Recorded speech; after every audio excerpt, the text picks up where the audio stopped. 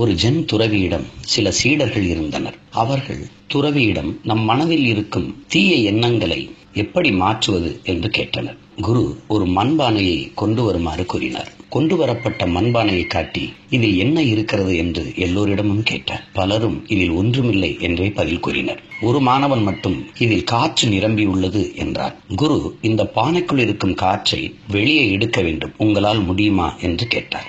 எல்லோரும் அமைதியாக இருந்தபோது அந்த மாணவன் மட்டும் என்னால் முடியும் என்று கூறி பானை முழுவதையும் தண்ணீரால் நிரப்பினான். இதுவே என் பதில் என்று சென் துறவி கூறினார். சீடர்களுக்கு ஒன்றுமே புரியவில்லை. துறவி சீடர்களை நோக்கி, நம் மனது இந்த பானையை போன்றது. உள்ளே இருக்கும் காற்றை எப்படி நம் கண்ணால் காண முடியாதோ அதுபோலவே மனதிற்குள் இருக்கும் தீமை எவர் கண்களுக்கும் தெரியாது. நம் மனதிற்குள் இருக்கும் தீமைகளை வெளியே கொண்டு வர சுலபமான வழி பானையை தண்ணீரால் நிரப்பியது போல் மனதிற்குள் நல்ல மற்றும் நேர்மறை எண்ணங்களை நிரப்ப வேண்டும். ஆம், வெளிச்சம் உள்ளே போனால் இருட்டு வெளியே வருவது போல் நல்ல எண்ணங்கள் உள்ளே போனால் தீய எண்ணங்கள் வெளியேறிவிடும்.